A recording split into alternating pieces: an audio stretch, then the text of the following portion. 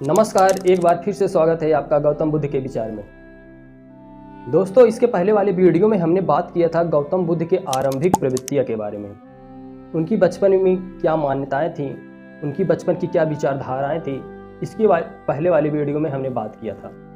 तो दोस्तों, इस वाले वीडियो में हम बात करेंगे गौतम बुद्ध के विवाह के बारे में।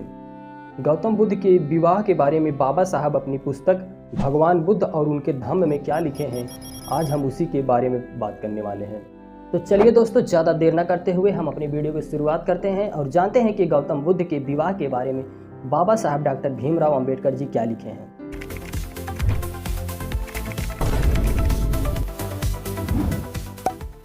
दोस्तों, आपको बता दें कि यह पुस्तक बाबा साहब डॉक्टर भीमराव अंबेडकर जी द्वारा लिखित भगवान बुद्ध और उनका धम्म है, जिसे एक महत्वपूर्ण ग्रंथ के रूप में जाना जाता है।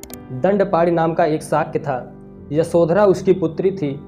यशोधरा अपने सौंदर्य और शील के लिए बहुत प्रसिद्ध थी। यशोधरा अपने 16वें वर्ष में पहुंच गई थी और दंडपाणि को उसके विवाह की चिंता ने आ घेरा था।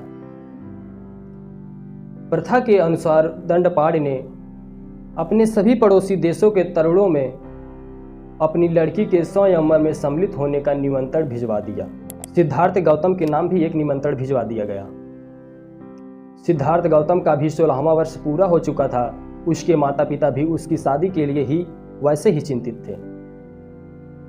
उन्होंने उसे स्वयंवर में जाने का और यशोधरा का पाणी ग्रहण करने का कहा। दंडपाणि बहुत प्रसन्न नहीं थे। आगात तरुणों में से यशोधरा ने सिद्धार्थ गौतम को ही चुना।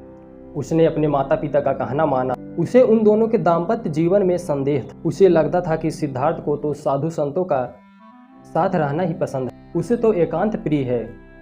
वह एक अच्छा सा गृहस्थ कैसे बन सकता है। यशोधरा सिद्धार्थ गौतम के अतिरिक्त किसी और से विवाह नहीं करना चाहती थी। उसने अपने पिता से पूछा, क्या साधु संतों के साथ रहना अपराध है? यशोधरा का ऐसा ख्याल नहीं था। यशोधरा की माँ को जब मालूम आ कि यशोधरा सिद्धार्थ गौतम के अतिरिक्त और किसी दूसरे से विवाह करना ही नहीं चाहती, उसने दंडपाणि से कहा उसे स्वीकार कर लेना चाहिए। गौतम के प्रतिद्वंदी निराश ही नहीं हुए।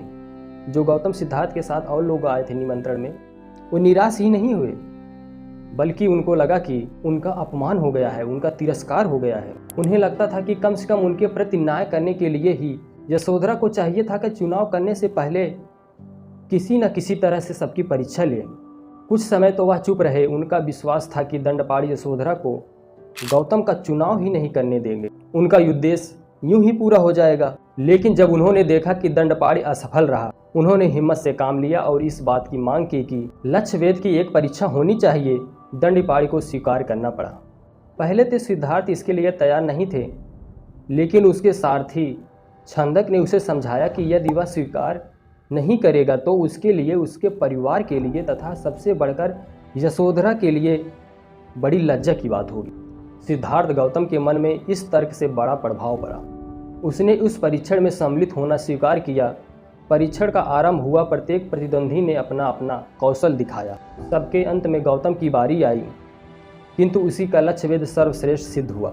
इसके बाद विवाह हुआ। शुद्धोधन और दंडपाणि दोनों को बड़ी प्रसन्नता थी। इसी प्रकार यशोधरा और महाप्रजापति भी बड़ी प्रसन्न हुई। विवाह हो चुकने के बाद यशोधरा ने एक पुत्र का जन्म दिया, जिसका नाम राहुल रखा गया। तो दोस्तों, यह रही गौतम बुद्ध के विवाह से संबंधित कथन, जो बाबा साहब डॉक्टर भीमराव अंबेडकर जी ने अपनी किताब भगवान बुद्ध और उनके धम्म में लिखा है।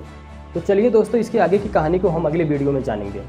दोस्तों, अगर आप हमारे चैनल को सब्सक्राइब अभी तक नहीं किए हैं तो सब्सक्राइब कर लीजिए, क्योंकि इसी तरह का वीडियो हम अपने चैनल पर प्रोवाइड करते रहते हैं। धन्यवाद।